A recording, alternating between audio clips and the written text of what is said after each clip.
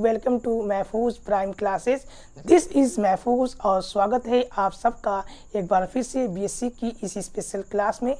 पिछले वीडियो में हमने BSc third year 5th semester के जूलॉजी के paper first diversity of non chordate and economic zoology के unit third vector and pest में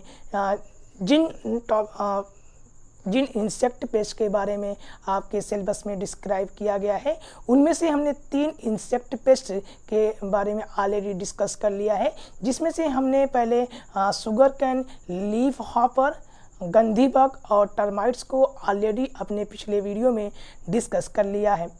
इस वीडियो में आज हम इस वीडियो में एक अन्य उसी सीरीज में आज इस वीडियो में एक अन्य इंसेक्ट वेक्टर यानी ऐसे कीट जो विभिन्न प्रकार के जीवों में जो डिजीज़ को कैरी करने का काम करते हैं, पैथोजन एलिमेंट को ट्रांसमिट करने का काम करते हैं, उनके बारे में पढ़ेंगे। तो आज अपनी इस वीडियो में जिस इंसेक्ट वेक्टर के बारे में हम डिस्कस करने जा रहे हैं, उससे आप सभी लोग परिचित होंगे। शाम होते ही यह आप सभी को परेशान करने वाला, कानों में गाना बजाकर जाने वाला एक ऐसा इंसेक्ट जिसे हम लोग मॉस्किटो के नाम से जानते हैं। सामान्य हिंदुस्तानी भाषा में उसे हम मच्छर के नाम से जानते हैं, उसके बारे में डिस्कस करेंगे। एक्चुअली जो मॉस्किटो जो होता है वह फाइलम आर्थ्रोपोडा का सदस्य है, जो बहुत ही छोटे आकार का होता है। बॉडी सेगमेंटेड होती है, यानी कि बॉडी जो है खंड युक्त होती है। युक्त होने के बावजूद या छोटे आकार के होने के बावजूद भी ये सबसे डेडलीस्ट वेक्टर माने जाते हैं। ये मनुष्य में और अन्य जंतुओं में विभिन्न प्रकार के डिजीज़ को कॉज करते हैं। विभिन्न प्रकार के जो डिजीज़ होते हैं उनको ट्रांसमिट करने का काम करते हैं। तो आपने इस वीडियो में हम मॉस्किटो के बारे में डिस्कस करेंगे। मॉस्किटो के हम सिस्टमेटिक पोजीशन के बारे में, उसकी हैबिट और हैबिटाट के बारे में, उसकी मार्फोलॉजी के बारे में, उसकी यानी कि उसकी कैसी शारीरिक संरचना है, उनके बारे में डिस्कस करेंगे। साथ ही साथ मॉस्किटो से होने वाली जो डिजीज़ें हैं, यानी कि मॉस्किटो बर्न डिजीज़, उसके भी बारे में अपने इस वीडियो में डिस्कस करेंगे। साथ ही साथ हम उसके लाइफ साइकिल यानी कि जीवन चक्र के बारे में और उनसे प्रिवेंशन एंड कंट्रोल मेजर्स के बारे में अपने इस वीडियो में आज डिस्कस करेंगे। तो चलिए स्टार्ट करते हैं। मॉस्किटो जो टर्म है, एक्चुअली जो मॉस्किटो जो है वो ओरिजिनली लैटिन वर्ड से लिया गया है, लेकिन कुछ लोगों का मानना जो है कि जो मॉस्किटो जो टर्म है वह इटालियन लैंग्वेज के मस्का से लिया गया है, जिसका अर्थ होता है लिटिल फ्लाई, यानी कि छोटे आकार की मक्खी, जिसे हम सामान्य रूप से मच्छर के नाम से जानते हैं। तो जो मॉस्किटो है वह मस्का को मॉडिफाइड करके मॉस्किटो बनाया गया है। आइए समझते हैं इसके सिस्टमेटिक पोजीशन के बारे में। तो जो मॉस्किटो है ये फाइलम आर्थ्रोपोडा का सदस्य है, यानी फाइलम आर्थ्रोपोडा में ऐसे मेंबर आते हैं जिनका बॉडी जो होता है सेगमेंटेड होता है, यानी खंड युक्त शरीर होता है। खंडों में शरीर बटा हुआ है, 3 खंड में शरीर बटा हुआ होता है, हेड, थोरैक्स एंड एब्डोमेन। ये छोटे आकार के होते हैं और इनमें अपेंडेजेस पाए जाते हैं। क्लास इंसेक्टा के अंतर्गत आते हैं, यानी कि क्लास इंसेक्टा में ऐसे जीवों को रखा जाता है जो छोटे आकार के होते हैं, शरीर खंड युक्त होता है, बॉडी सेगमेंटेड होते हैं, यानी कि उनको रखा गया है। ये ऑर्डर डिप्टेरा के सदस्य डिप्टेरा के मेंबर्स हैं। ऑर्डर डिप्टेरा में उन जीवों को रखा गया है जिनमें स्पेशल टाइप का माउथ पाया जाता है, यानी कि इनमें शकिंग और पियर्सिंग टाइप माउथ पाए जाते हैं, स्पेशलाइज्ड माउथ पाए जाते हैं। और इनमें एक एक जोड़ी हाल्टर्स पाए जाते हैं, जो एक स्पेशलाइज्ड ऑर्गन होते हैं, जो बिल्कुल जो विंग्स होते हैं, इन विंग्स के बिल्कुल पीछे जहाँ पर ये अटैचमेंट होते हैं, एक ऑर्गन पाए जाते हैं जो मॉस्किटो को फ्लाई करते समय, उड़ते हुए समय उसके पोजीशन के बारे में इसको बताता है। फैमिली जो है वह है कुलिसाइडी। इसकी दो सब फैमिली पाई जाती हैं। अगर हम मॉस्किटो की बात करें तो मॉस्किटो की लगभग 12 जेनरा और 3500 स्पीसीज यानी 3500 स्पीसीज पाई जाती हैं। जहाँ तक अगर मॉस्किटो की बात करें तो मॉस्किटो को हम लोग कुछ ही मॉस्किटो के बारे में हम जान पाते हैं, जैसे कि Aedes mosquito, Anopheles mosquito, Culex mosquito. तो यहाँ पे जो कुछ मेन जेनरा मॉस्किटो की कुछ जेनरा है तो उसमें है Aedes mosquito, Anopheles mosquito, Culex mosquito, कीमिया, क्यूलिसेटा एंड मंसोनिया। आइए समझते हैं इनके हैबिट और हैबिटाट के बारे में। जो मॉस्किटो जो होते हैं वह एक्चुअली एक नक्टर्नल इंसेक्ट होते हैं, यानी कि रात्रिचर एनिमल होते हैं। इनका यानी कि मुख्य रूप से ये रात में निकलने वाले होते हैं और कॉस्मोपॉलिटेंट होते हैं। लगभग ये हर जगह पाए जाते हैं। स्पेशली अगर बात किया जाए तो ये ट्रॉपिकल और सब ट्रॉपिकल रीजन, जैसे कि उन स्थानों पर जहाँ बहुत ज़्यादा गर्मी पड़ती है और बहुत ज़्यादा बारिश होती है, जिसकी वजह से वातावरण में नमी बनी रहती है, उन स्थान पर पाए जाते हैं। और वहाँ पर विभिन्न प्रकार के जो डिफरेंट डिजीज़ हैं उनको कैरी करने का, उनको ट्रांसमिट करने का काम करते हैं। ये आमतौर पर दलदली स्थानों पर या जो बरसात का रुका हुआ पानी है, झीलों, तालाबों, कुओं या पोखरों या फिर झाड़ियों के आसपास यहाँ पर ये ब्रीडिंग करते हैं। इसकी बात करते हैं इसकी मार्फोलॉजी के बारे में। तो जो मॉस्किटो जो होता है वह छोटे आकार का होता है। बॉडी जो होती है सेगमेंटेड होती है, यानी खंड युक्त होती है। बॉडी 3 भागों में बटा हुआ होता है, हेड, थोरैक्स एंड एब्डोमेन। इनमें 1 पेयर ऑफ विंग्स, एक जोड़ी पंख पाए जाते हैं। पंख बहुत ही छोटे आकार के होते हैं और बहुत ही पतले होते हैं। एंड अ पेयर ऑफ हाल्टर्स, और एक जोड़ी हाल्टर्स पाया जाता है। एक्चुअली जो हाल्टर्स होते हैं ये स्पेशलाइज्ड ऑर्गन होते हैं जो बिल्कुल पंख के पीछे जहाँ पर विंग्स बॉडी से अटैच्ड होती हैं वहाँ पर पाए जाते हैं। और ये एक स्पेशल सेंसरी ऑर्गन्स होते हैं जो मॉस्किटो को फ्लाइट उड़ते समय उसके बॉडी के मूवमेंट के बारे में बताते हैं, को हेल्प करते हैं। जो इनमें जो फीमेल्स होती हैं, एक्चुअली अगर हम बात करें मॉस्किटो के बारे में बात करें तो मॉस्किटो में जो फीमेल्स होती हैं breed in stagnant polluted water, marshy soil and buses. तो ये आमतौर पर उन स्थानों पर जहाँ पर पानी जो है बरसात का पानी इकट्ठा हुआ होता है। एक्चुअली स्टैग्नेंट वाटर यानी कि पॉल्यूटेड स्टैग्नेंट वाटर, प्रदूषित ठहरा हुआ पानी, मार्शी सॉइल दलदली जो स्थान होते हैं उन स्थानों पर, यानी कि तालाबों, मार्शी सॉइल यानी कि दलदली स्थानों पर, इसके साथ साथ तालाबों, कुओं, पोखरों के आसपास और बशेस यानी कि झाड़ियों में ये ब्रीडिंग करते हैं। They feeds on and the female जो होती हैं इनमें स्पेशलाइज्ड माउथ पाया जाता है जो पियर्सिंग एंड सकिंग टाइप का होता है। यानी इस पियर्सिंग एंड सकिंग टाइप के माउथ के होने के कारण ये जो मॉस्किटो होते हैं ये ह्यूमन बीइंग या एनिमल के स्किन में ईजिली पेनिट्रेट करते हैं और पेनिट्रेट करके वहाँ से उसके ब्लड को शक कर लेते हैं। और इसी दौरान जो अगर ये इन्फेक्टेड पेशेंट को बाइट करते हैं और वहाँ से ब्लड को शक करते हैं, तो जो पैथोजेनिक एलिमेंट्स होते हैं या तो जो पैथोजेंस होते हैं, रोगजनक वाहक होते हैं, वे इन ब्लड के द्वारा मादा के यानी फीमेल के मॉस्किटो के शरीर में इंटर कर जाता है।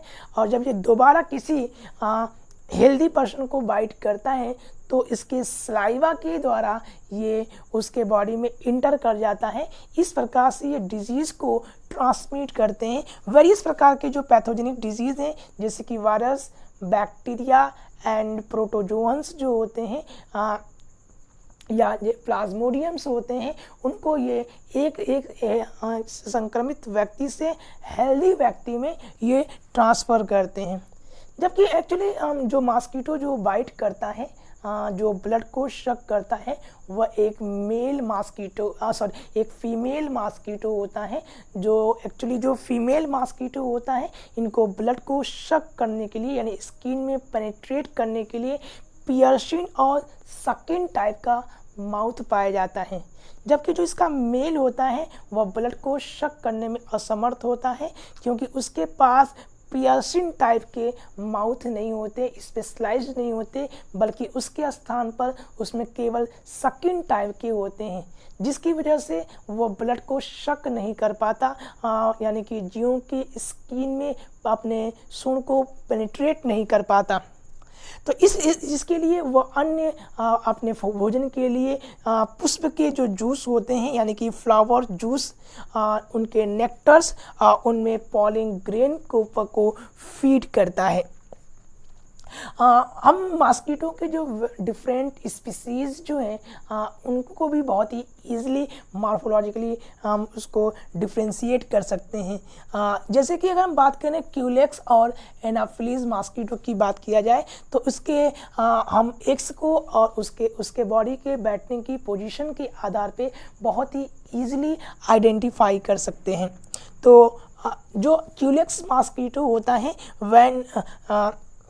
जब ये किसी सरफेस पे बैठता है तो इसके बॉडी का पोजीशन और सरफेस का जो पोजीशन होता है बिल्कुल एक दूसरे से पैरेलल होता है, और जो अंडे जो होते हैं वह सिगार शेप्ड के होते हैं और ये अंडे एक दूसरे से चिपके हुए मास क्वांटिटी में एक दूसरे से चिपके हुए होते हैं। जबकि जो एनाफिलीज मॉस्किटो होता है जब ये किसी सरफेस पर बैठता है तो इसके बॉडी का जो एब्डोमिनल पार्ट है वह सरफेस से 45 डिग्री यानी 45 डिग्री के कोण पर उठा हुआ होता है, जिससे हम इसको पहचान सकते हैं। इसके अंडे को भी बहुत ही इजीली आइडेंटिफाई किया जा सकता है। ये पानी के ऊपर जो इनके अंडे होते हैं, इन अंडों के दोनों ओर यानी कि लेटरल पोजीशन पर एक विंग लाइक स्ट्रक्चर पाया जाता है। इस विंग लाइक स्ट्रक्चर को हम लोग एयर फ्लोएट कहते हैं, जो एक्चुअली जो ये पानी में तैरने में इसको सहायता करते हैं। जो एनाफिलीज के जो अंडे जो होते हैं वह बोट शेप्ड होते हैं और ये एक दूसरे से सेपरेट होते हैं और पानी में तैरते रहते हैं। यानी अगर हम बात करें मॉस्किटो की बात करें तो मॉस्किटो का जो शरीर होता है सेगमेंटेड होता है, यानी कि बॉडी खंड युक्त होते हैं, छोटे आकार के होते हैं। एक पेयर यानी कि एक जोड़ी पंख पाए जाते हैं और एक जोड़ी हाल्टर्स पाए जाते हैं। साथ ही साथ 3 जोड़ी बहुत ही पतले आकार के, बहुत ही लंबे और पतले आकार के लेग्स पाए जाते हैं। अगर हम इसकी स्पीसीज़ को डिफ्रेंशिएट किया जाए तो बहुत ही इजीली मॉर्फोलॉजिकली हम आइडेंटिफाई कर सकते हैं। जैसे जो क्यूलेक्स होता है जब ये किसी पोजीशन पर बैठता है तो इसके बॉडी का जो पोजीशन और सरफेस का पोजीशन एक दूसरे से बिल्कुल पैरेलल होते हैं। इनके जो एग्स होते हैं वह सिगार शेप्ड के होते हैं और ये एक कलेक्टिवली मास के रूप में अंडे देते हैं और ये अंडे आपस में चिपके हुए होते हैं और पानी की सरफेस पर तैरते हुए दिखाई देते हैं। जो एनाफिलीज मॉस्किटो होता है जब ये किसी सरफेस पे बैठता है तो इसकी जो बॉडी का जो पोजीशन है स्पेशली जो एब्डोमिनल है वह सरफेस से 45 डिग्री एंगल पर होता है। इसके जो अंडे होते हैं वो बोट शेप्ड के आकार के होते हैं, यानी नाव के आकार के होते हैं। अंडे के दोनों तरफ, दोनों साइड में यानी लेटरल पोजीशन पर एक विंग लाइक यानी कि एक पंख के आकार की एक संरचना पाई जाती है, जिसको हम लोग एयर फ्लूइड कहते हैं, जो इस अंडे को पानी में तैरने में सहायता करते हैं। तो एनाफ्लिस के जो अंडे होते हैं वह एक दूसरे से सेपरेट होते हैं और पानी के अपर सरफेस में ये तैरते हुए दिखाई देते हैं। अगर हम बात करें मॉस्किटो, नेक्स्ट हम बात करते हैं मॉस्किटो से उत्पन्न होने वाले जो डिजीज़ हैं, यानी जो मच्छरों के द्वारा उत्पन्न जो बीमारियां हैं, मॉस्किटो बर्न डिजीज़ के बारे में हम चर्चा करते हैं। एक्चुअली जो मॉस्किटो है वो बहुत ही छोटा इंसेक्ट होने के बावजूद भी ये डेडलीस्ट इंसेक्ट वेक्टर कहा जाता है। पूरी दुनिया में सबसे ज़्यादा अगर किसी इंसेक्ट वेक्टर से अगर किसी की डेथ होती है तो वह है हमारा मॉस्किटो। तो एक्चुअली मॉस्किटो की बहुत सारी स्पीसीज़ और जेनरा पाई जाती हैं। उनमें से कुछ ऐसी स्पीसीज़ और जेनरा जो है जो डेडलीस्ट डिजीज़ काज करती हैं। जैसे अगर हम बात करें एनाफ्लीज मॉस्किटो की बात करते हैं तो वेरियस प्रकार के जो मॉस्किटो जैसे कि एनाफ्लीज, क्यूलेक्स, एडीज एक्सेट्रा, तो इनमें जो एनाफ्लीज जो मॉस्किटे हैं लगभग एनाफ्लीज की 45 स्पीसीज़ पाई जाती हैं। इन 45 इसी स्पीसीज़ में 9 ऐसे स्पीसीज़ हैं जो केवल वेक्टर की तरह काम करते हैं। इसका मतलब हुआ कि ये 9 ऐसे स्पीसीज़ हैं जो मनुष्यों में या अन्य जीवों में विभिन्न प्रकार के डिजीज़ को लेकर ट्रांसमिट करने का काम करते हैं, डिजीज़ को कैरियर करने का काम करते हैं। और ये मनुष्य में मादा जो फीमेल एनाफ्लीज जो होती है वह मनुष्य में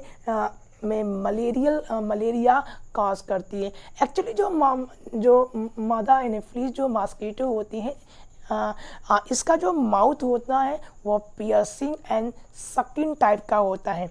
जब ये एनाफ्लीज मॉस्किटो किसी भी संक्रमित जो इन्फेक्टेड हैं अगर उनको ये बाइट करता है और उनके ब्लड को शक करता है तो उस ब्लड के द्वारा जो मलेरिया की जो परजीवी हैं यानी जो पैरासाइट हैं यानी कि प्लाज्मोडियम की कुछ स्पीसीज जो हैं उसके माउथ के द्वारा उसके बॉडी में इंटर कर जाता है। और जब ये जब फीमेल मॉस्किटो किसी हेल्दी पर्सन को बाइट करती है, उनका ब्लड शक करती है, तो इसके सलाइवा में उपस्थित प्लाज्मोडियम की जो स्पीसीज़ हैं उसके बॉडी में इंटर हो जाते हैं और उसको मलेरिया काज करते हैं। तो जो एनाफ्लीज जो मॉस्किटो है ये मनुष्य में प्लाज्मोडियम एक्चुअली मलेरिया काज करता है और मलेरिया की ये जो सेक्सुअल स्टेज है उसको ट्रांसमिट करता है। तो मलेरिया जो है प्लाज्मोडियम की जो वेरियस जो स्पीसीज़ पाई जाती हैं उनके द्वारा होता है, जैसे प्लाज्मोडियम वाइवेक्स हुआ, Plasmodium falciparum, Plasmodium ovale and Plasmodium malariae. तो जो प्लाज्मोडियम की जो डिफरेंट स्पीसीज़ हैं ये मनुष्यों में डिफरेंट टाइप के मलेरिया को काज करते हैं और ये मलेरिया जो है एनाफ्लीज मॉस्किटो के बाइट करने के कारण ये एक व्यक्ति से दूसरे व्यक्ति में यानी संक्रमित व्यक्ति से हेल्दी व्यक्ति में ट्रांसमिट होता है। सेकेंड बात करें जो स्पीसीज़ है वह है क्यूलेक्स जो जीनस है। इसकी जो स्पीसीज़ जो है ये भी एक डेडलीस्ट डिजीज़ को काज करती है, जैसे लिम्फेटिक फाइलेरियासिस या एलिफेंटियासिस। तो ये मनुष्यों में फाइलेरिया रोग को काज करता है या एलिफेंटियासिस, जिसे हम लोग हाथी पाँव रोग कहते हैं।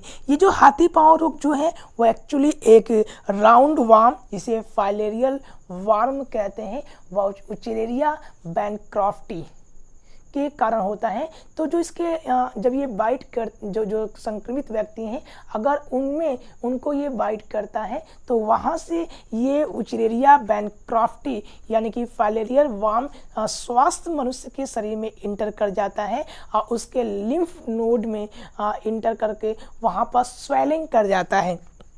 सेकेंड अगर हम बात करें इसमें जो नेक्स्ट है मॉस्किटो है वह है एडीज मॉस्किटो। एक्चुअली जो एडीज मॉस्किटो है वह दिन में सबसे ज़्यादा बाइट करते हैं और इनसे जो डिजीज़ होते हैं वह हाईली डेडलीस्ट डिजीज़ काज करते हैं। जैसे कि अगर हम बात करें इसकी वेरियस जो स्पीसीज़ है जैसे एडीज एजिप्टाई, एडीज एल्बोपिक्टस, ये एक दो ऐसी इसकी स्पीसीज़ हैं जो मुख्य रूप से दिन में बाइट करते हैं और ये मोस्टली वायरल डिजीज़ को ये काज करते हैं। जैसे कि हम बात करें तो वायरल डिजीज़ में जो एडीज़ मॉस्किटो के बाइट करने से होता है तो वह है चिकनगुनिया।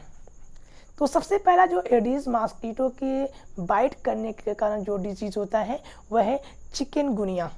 तो चिकनगुनिया के जब ये एडीज मॉस्किटो किसी इन्फेक्टेड पर्सन को बाइट करता है तो वहाँ से चिकनगुनिया के जो वायरस होते हैं वह संक्रमित व्यक्ति से जो हेल्दी पर्सन्स होता है उसके बॉडी में इंटर कर जाते हैं और बॉडी में फीवर, हेडेक और पूरे बॉडी में पेन को ये काज करते हैं।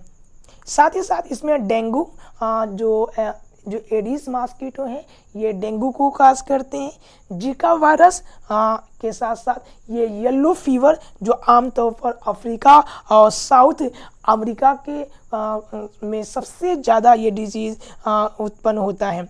इसके अलावा अगर हम बात करें जो क्यूलेक्स मॉस्किटो जो है तो क्यूलेक्स मॉस्किटो भी एक डिजीज़ का काज करती है जिसे हम लोग जापानीज इंसेफ्लाइटिस कहते हैं।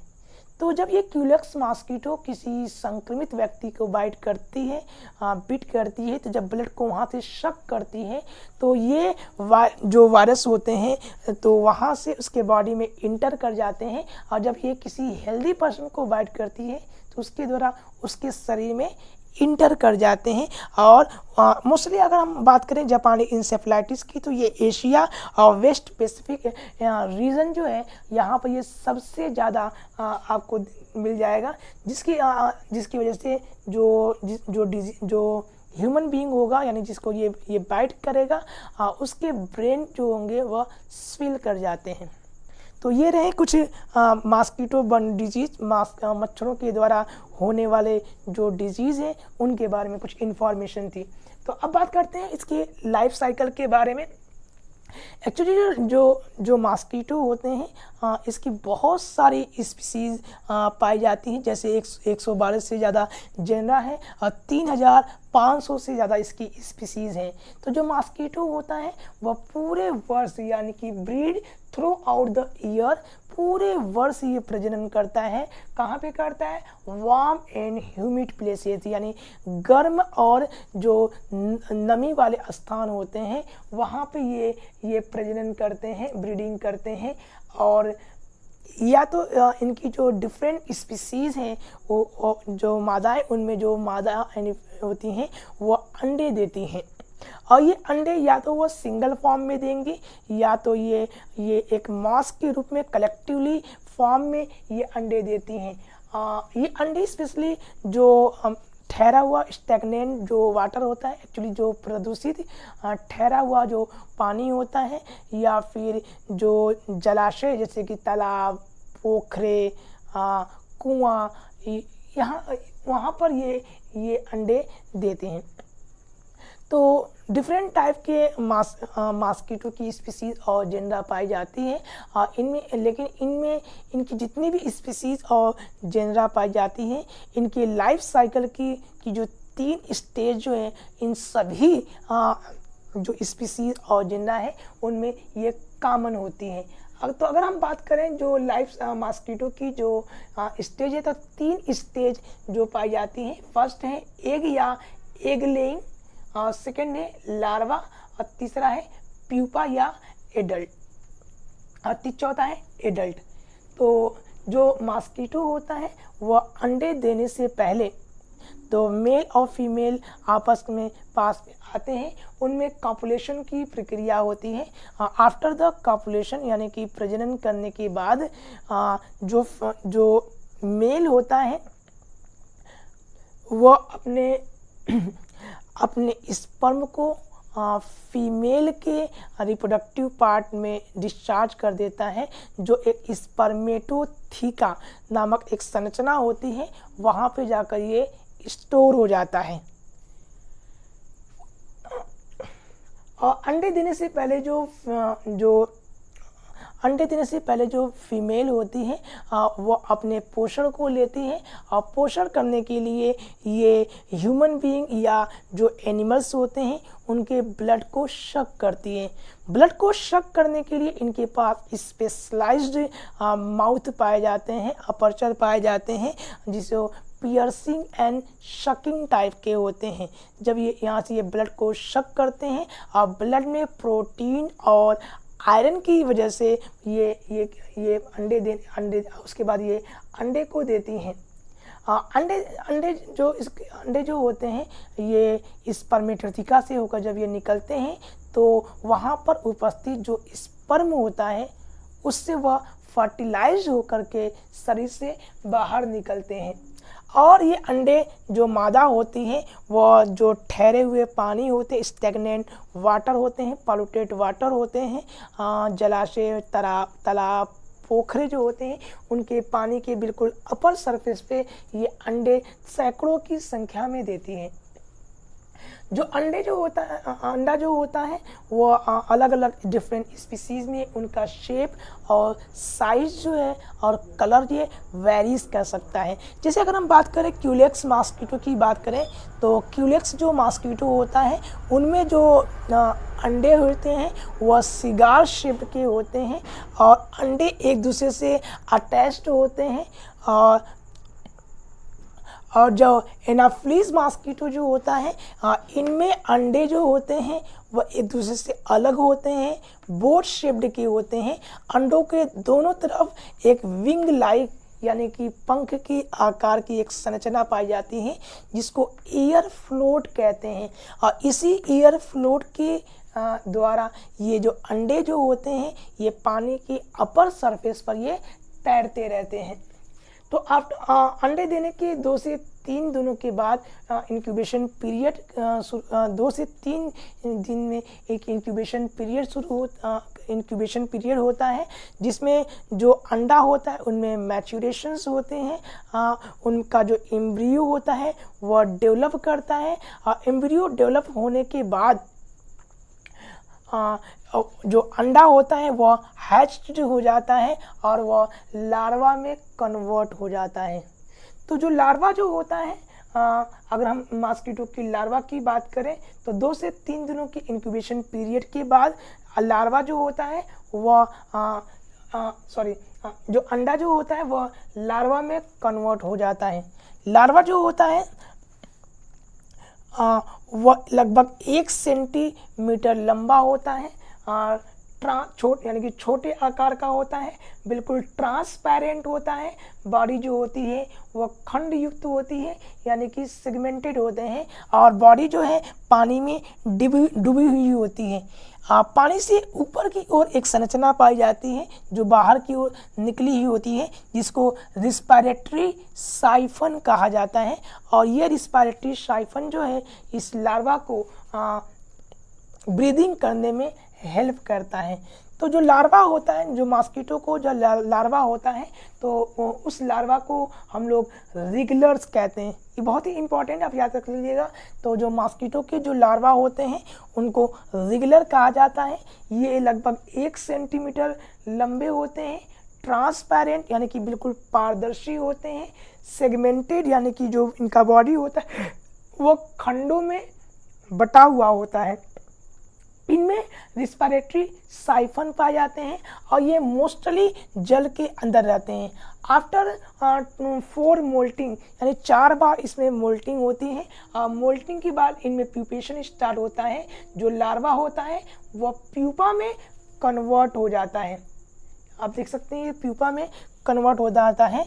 तो प्यूपा में 2 से 3 बार मोल्टिंग होती है, और मोल्टिंग के बाद जो प्यूपा है वो कन्वर्ट होकर एडल्ट में कन्वर्ट हो जाता है। एडल्ट के चारों तरफ एक झिल्ली संरचना बन जाती है और ये जो झिल्ली जो संरचना है, मेम्ब्रेन जो है वो धीरे धीरे रिमूव हो जाती है और रिमूव होने के बाद ये जो प्यूपा है ये इमर्ज हो जाता है इनटू एडल्ट में।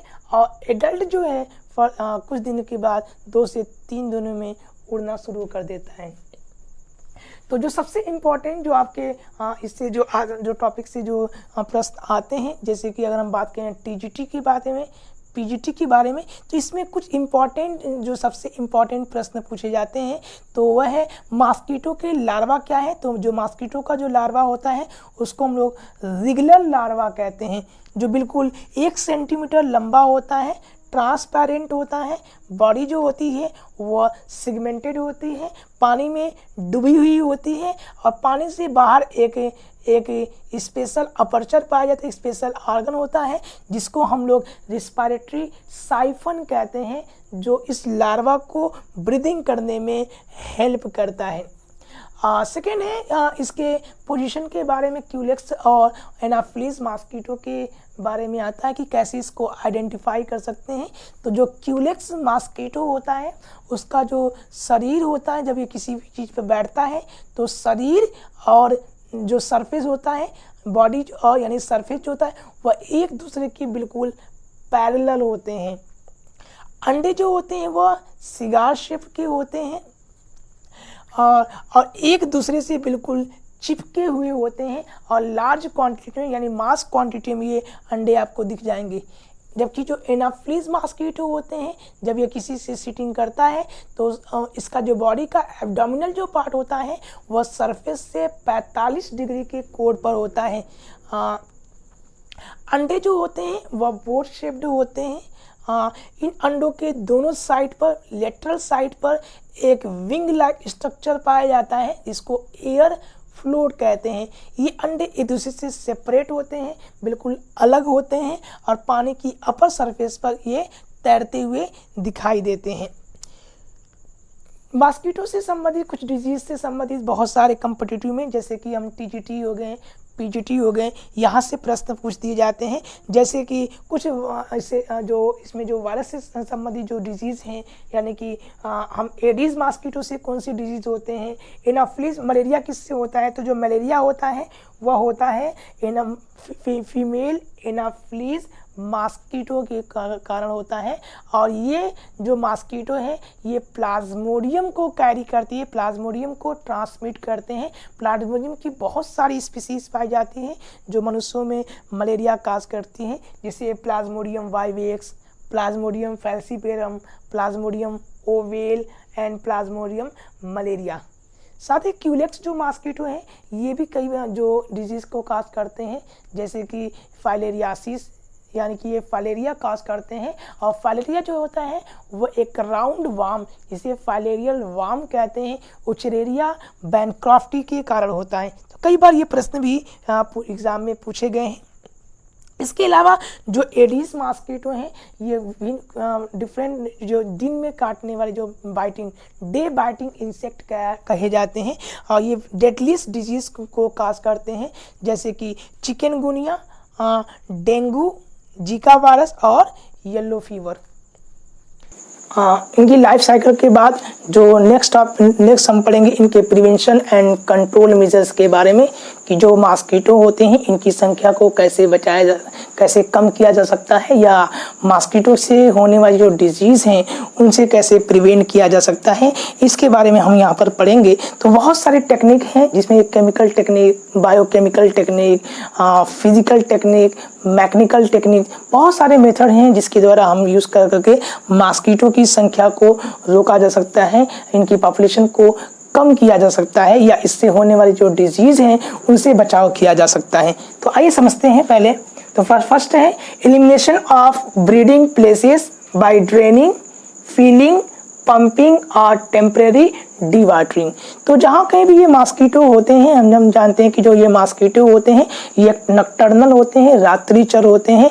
आमतौर पर ये जो गड्ढे होते हैं, बारिश के जो ठहरे हुए पानी होते हैं, पॉल्यूटेड वाटर होते हैं, यहाँ पर नदी, तालाबों या पोखरों या जो झीलों होते हैं, इसके अलावा जो झाड़ियाँ होते हैं उनके आसपास ये अपनी ब्रीडिंग करते हैं और पानी के अपर सरफेस पर ये अपने अंडे को देते हैं। तो इनके जो ब्रीडिंग प्लेस है उनको क्लीन कर दिया जाए, उनकी ड्रेनिंग की जाए, पानी को वहाँ से निकाल दिया जाए, या जो गड्ढे होंगे उनको फिल कर दिया जाए, उनको पाट दिया जाए, उनकी पंपिंग कर दी जाए, पानी को बाहर निकाल दिया जाए, टेम्परेरी डी वाटरिंग या फिर उसको पानी जो होता है कुछ समय के लिए उसको निकाल दिया जाए, ताकि जो ये मॉस्किटो हैं उन स्थान पर ब्रीडिंग न कर सके और न ही ये अंडे देना दे सके। तो अगर ऐसा नहीं करेंगे तो इस तरह से हम उनकी पॉपुलेशन को कम कर सकते हैं। सेकेंड है destructing of larva and pupa by spraying kerosene oil,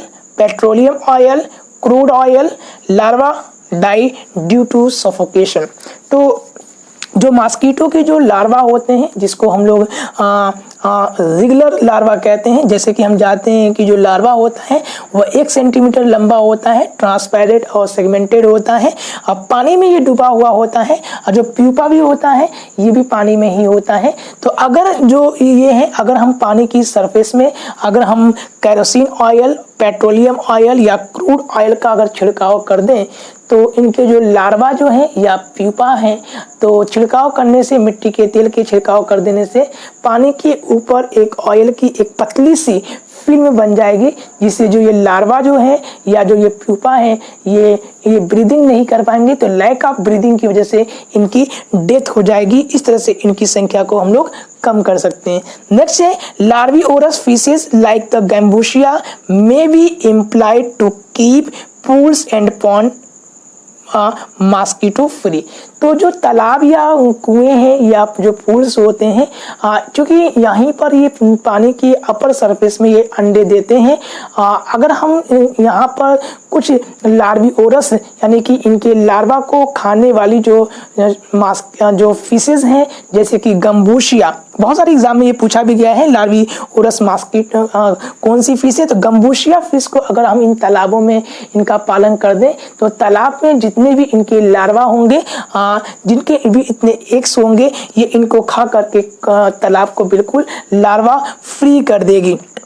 इसके अलावा हम कुछ और उपाय कर सकते हैं, जिसमें कि larvicide, dust as oil emulsion on DDT, gamma BSC and toxaphene are used. तो इसके अलावा कुछ और हम जैसे केमिकल हैं, जैसे कि लार्विसाइडल डस्ट का इमल्सन जो है ऑयल है, या DDT BSC का हम यूज़ कर पानी के ऊपर छिड़काव कर दें, जिसकी वजह से वह डेड कर जाएंगे। इसके अलावा अगर हम लार्विसाइडल के अलावा जो ड्रैगन फ्लाइज है, तो ड्रैगन फ्लाइज और natural enemy should be used. तो ड्रैगन फ्लाई एक मॉस्किटो की एक नेचुरल एनिमी है, जो मॉस्किटो की स्पेशली उनको खाती है। तो अगर हम इनका ज़्यादा से ज़्यादा यूज़ करेंगे तो हम इनकी संख्या को इनको रोक सकते हैं। इसके अलावा जो नेक्स्ट है वह है adult should be driven out of house or killed by fumigation with pyrethrum, sulphur etcetera. तो जो मॉस्किटो, जो एडल्ट मॉस्किटो हैं, इनको घर से निकालने के लिए या घर से इनको किल करने के लिए हम पायरिथ्रम या सल्फर का फ्यूमिगेशन, यानी कि इनको आपस में मिला करके इनका धुआं दे दे, तो धुआं की वजह से ये सफोकेशन के कारण इनकी डेथ हो जाएगी। इसके अलावा कुछ और केमिकल का, जैसे कि हम 2% मेलाथियन, स्प्रेइंग ऑफ 2% मेलाथियन और 0.5% डाईएल्ड्रिन। तो या तो हम 2% मेलाथियन का या 5% डाईएल्ड्रिन का छिड़काव कर करके भी हम इनकी संख्या को रोक सकते हैं। Defence against mosquito bytes. तो जो मॉस्किटो हैं, क्योंकि इनके काटने से ही बहुत सारी जो डिजीजेस हैं ये एक व्यक्ति से दूसरे व्यक्ति में, यानी संक्रमित व्यक्ति से हेल्दी व्यक्ति में ट्रांसमिट होते हैं। जैसे कि हमने बात किया था, बहुत सारी जो मॉस्किटो की स्पीसीज हैं ये डेडलीस्ट डिजीज को कॉज करती हैं। बहुत सारे, लगभग अगर हम एक एस्टिमेशन के अकॉर्डिंग प्रत्येक वर्ष लाखों लोग जो हैं मॉस्किटो के काटने से, ये विभिन्न प्रकार के डिजीज से ये संक्रमित हो जाते हैं। उनमें से लगभग लाखों लोगों की प्रत्येक वर्ष डेथ हो जाती है। तो अगर हम मॉस्किटो की बात करें, जैसे कि एनाफ्लीज जो मॉस्किटो है ये मलेरिया काज करता है। तो एनाफ्लीज जो मॉस्किटो है जब किसी भी इन्फेक्टेड पर्सन को बिट करता है, जब वहाँ से ब्लड को शक करता है, तो उस ब्लड में जो प्लाज्मोडियम के स्पीसीज होंगे, कि जो प्लाज्मोडियम होंगे वो उसके ब्लड के साथ साथ मॉस्किटो के बॉडी में इंटर हो जाता है। और जब ये दोबारा मॉस्किटो किसी अन्य व्यक्ति को यानी कि हेल्दी पर्सन को बाइट करता है, तो इसके सलाइवा के द्वारा जो प्लाज्मोडियम है, जैसे प्लाज्मोडियम वाइवेक्स, प्लाज्मोडियम फैल्सीवेरम, प्लाज्मोडियम मलेरियाई और प्लाज्मोडियम ओवेल जो है, जो मलेरिया काज कर विभिन्न प्रकार के जो मलेरिया होते हैं इनको कॉज करते हैं, ये इनके शरीर में चले जाते हैं और व्यक्ति जो है मलेरिया से इन्फेक्टेड हो जाता है। इसके अलावा जो बहुत सारे एडीज हैं या क्यूलेक्स जो मॉस्किटो हैं ये भी डिजीज करती हैं। तो इनसे बचाव करने के लिए हम बहुत सारे टेक्निक्स का यूज़ करते हैं, जिसमें है house should be mosquito proof. तो जो घर होने चाहिए वो बिल्कुल मॉस्किटो प्रूफ होने चाहिए, यानी जो भी खिड़की या दरवाजे जो जहाँ कहीं से पॉसिबिलिटी हो मॉस्किटो के हाउस में इंटर करने की, उनको बिल्कुल पैक कर देना चाहिए और कमरे को बिल्कुल क्लीन रखना चाहिए ताकि ये किसी भी प्रकार से घर में वह इंटर न कर सकें। इसके अलावा हम क्या कर सकते हैं, mosquito nest should be use. तो मॉस्किटो के बाइटिंग से बचने के लिए, इनसे होने वाली जो डिजीज़ हैं उनसे बचने के लिए सोते समय हमें मच्छरदानी यानी मॉस्किटो जो नेस्ट होते हैं उनका यूज़ करके हम मॉस्किटो के बाइटिंग से बच सकते हैं। Expose of body parts should be protected. तो जो बॉडी के जो हिस्से ऐसे पार्ट जो ओपन होते हैं उनको भी प्रोटेक्ट कर लेना चाहिए बाय ग्लव्स पहन करके या बूट्स, बड़े बड़े जो जूते आते हैं उनका यूज़ करके हम मॉस्किटो की बाइटिंग से बच सकते हैं। Or by using repellent. तो कुछ क्रीम्स हैं जो मॉस्किटो को दूर भगाती हैं, जिसको रिप्लेंट कहा जाता है। इनका भी हम ओपन पार्ट में हम अगर इनको अप्लाई कर ले तो इससे जो मॉस्किटो हैं वो बिट नहीं करते। इसके अलावा कुछ अन्य जो रिप्लेंट हैं जिसको हम लोग बना करके यूज़ कर सकते हैं वह है मिक्सचर ऑफ डाईमेथिल 1-पैथेलेट इंडालोन and 2-ethyl-1,3-हेक्सानाइडाल 3:1:1 के रेशियो में, यानी 3:1 के अनुपात में डाईमेथिल 1-पैथेलेट इंडालोन और 2-ethyl-1,3-हेक्सानाइडाल का 3:1 के अनुपात में रेशियो में इनको मिक्स कर करके और डाईमेथिल पैथेलेट 2-ethyl-1,3-हेक्सानाइडाल एंड डाईएथिल कार्बोनेट 4:3:3 के रेशियो में इनको आपस में मिक्स कर करके इनको रिप्लेंट की तरह यूज़ किया जा सकता है और मॉस्किटो को इनसे बचाया जा सकता है। मॉस्किटो की बीटिंग से या मॉस्किटो की जो पॉपुलेशन है इन सब से हम क्या है अपने आप को बचा सकते हैं। तो इस प्रकार के वेरियस प्रकार के रिप्लेंट और जो वेरियस टेक्निक हैं केमिकल बायोकेमिकल टेक्निक का यूज़ कर करके मॉस्किटो की संख्या को, इनके पॉपुलेशन को कम किया जा सकता है और मॉस्किटो से होने वाले विभिन्न प्रकार की जो डिजीज़ हैं उनसे प्रिवेंट किया जा सकता है। इसमें जो सबसे इम्पॉर्टेंट क्वेश्चन जो पूछे जाते हैं मॉस्किटो से, जैसे टीजीटी जो पीजीटी होते हैं, एक बार फिर मैं बता देता हूं आपको कि जो टीजीटी और पीजीटी के जो आते हैं प्रश्न, सबसे ज़्यादा जो इम्पॉर्टेंट यहाँ से प्रश्न आते हैं वह 3 प्रकार के प्रश्न आते हैं। सबसे पहले आते हैं क्यूलेक्स और एनाफिलिस मॉस्किटो के आइडेंटिफिकेशन के बारे में। तो जो क्यूलेक्स मॉस्किटो होते हैं जब किसी सरफेस पे बैठते हैं तो उनका बॉडी का जो पोजीशन है और सरफेस का जो पोजीशन है वह एक दूसरे के बिल्कुल पैरेलल होता है। इनका जो लार्वा होता है वह सिगार शेप का होता है। लार्वा एक दूसरे से बिल्कुल चिपके हुए होते हैं। पानी की अपर सरफेस पे ये तैरते हुए आपको दिखाई दे सकते हैं। एनाफिलिस जो मॉस्किटो होते हैं जब ये किसी सरफेस पे बैठते हैं तो इनका जो एब्डोमिनल पार्ट होता है वह सरफेस से लगभग 45 डिग्री के एंगल पर होता है। अंडे जो होते हैं अंडे जो होते हैं ये फ्री होते हैं, एक दूसरे से बिल्कुल अलग होते हैं। अंडों के दोनों साइड में बिल्कुल लेटरल पोजीशन पर एक विंग लाइक स्ट्रक्चर पाया जाता है जिसको एयर फ्लोटेट कहते हैं। ये पानी में अंडे को तैरने में सहायता करता है। एनाफिलिस का जो अंडा होता है वह बोट शेप्ड होता है, आप देखिए बिल्कुल नाव के आकार का होता है। तीसरा जो क्वेश्चन इसमें आता है वह है इसके लार्वा के बारे में। तो जो लार्वा जो होता है, इसके लार्वा को हम रिगुलर लार्वा कहते हैं, जो लगभग 1 सेंटीमीटर लंबा होता है, ट्रांसपेरेंट होता है।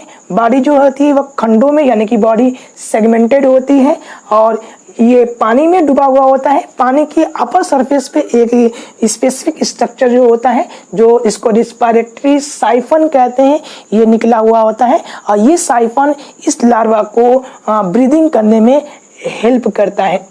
इसके अलावा जो अन्य जो क्वेश्चन आते हैं वह डिजीज से संबंधित आते हैं। ये टीजीटी और पीजीटी में बहुत ज़्यादा कई बार पूछे गए हैं। तो मॉस्किटो के कारण निम्न में से कौन से डिजीज होते हैं, कौन से वायरल डिजीज होते हैं, कौन ऐसे हैं जो प्लाज्मोडियम के द्वारा होते हैं। तो इसके बारे में या कुछ ऐसे वार्म डिजीज से हमने बात किया था एनाफिलिस मॉस्किटो के बारे में, जो ह्यूमन बीइंग में मलेरिया काज करता है। तो ये जो मलेरिया है ये प्लाज्मोडियम के द्वारा होता है। प्लाज्मोडियम की बहुत सारी स्पीसीज हैं जिसमें कि प्लाज्मोडियम वाइवेक्स हैं, प्लाज्मोडियम फैल्सीवेरम है, प्लाज्मोडियम ओवेल हैं और प्लाज्मोडियम मलेरियाई जो हैं, इनसे ये मलेरिया डिजीज कॉज करते हैं। इसके अलावा अगर हम अन्य डिजीज की बात करें जैसे कि एडीज मॉस्किटो जो है या क्यूलेक्स मॉस्किटो हैं, तो जो क्यूलेक्स मॉस्किटो हैं ये फाइलेरियासिस कॉज करते हैं। ये जापानी इंसेफ्लाइटिस डिजीज को कॉज करते हैं। अगर हम एडिस मॉस्किटो की बात करें तो एडिस जो मॉस्किटो हैं ये एजिप्टाई या एजिप्टाई होगा। तो ये एक दिन में काटने वाले, कई बार एग्जाम में पूछा जाता है, डे बाइटिंग इंसेक्ट, निम्न में से कौन से डे बाइटिंग इंसेक्ट हैं। तो अगर आप इसको देखेंगे तो जो एडिस मॉस्किटो की जो वेरियस स्पीसीज जो पाई जाती हैं ये इनमें ये सबसे डेडलिएस्ट जो डिजीज को ये कॉज करती हैं, ट्रांसमिट करती हैं, जिसमें से हमारा जिका वायरस है, येलो फीवर है, डेंगू है। इस तरह के जो वेरियस जो डिजीज हैं वो हमारे एडिस मॉस्किटो के कारण बाइटिंग करने से होता है। तो ये रहा आपका एक छोटा सा डिस्कशन आपके लिए मॉस्किटो के बारे में। उम्मीद है कि आपको यह वीडियो पसंद आया होगा। अगर आप इस चैनल पर नए हैं तो चैनल को सब्सक्राइब करें, इस वीडियो को लाइक करें, ज़्यादा से ज़्यादा शेयर करें ताकि अन्य स्टूडेंट को इस वीडियो का लाभ मिल सके। तो मिलते हैं एक नए वीडियो में। अगर आपको इस टॉपिक से संबंधित कोई क्वेरी हो या कोई इसमें डाउट हो तो प्लीज़ कमेंट बॉक्स में जा कर के कमेंट करें। मिलते हैं एक नई वीडियो में एक नए टॉपिक के साथ। Till then stay safe, stay healthy. This is Mahfouz and thank you for watching.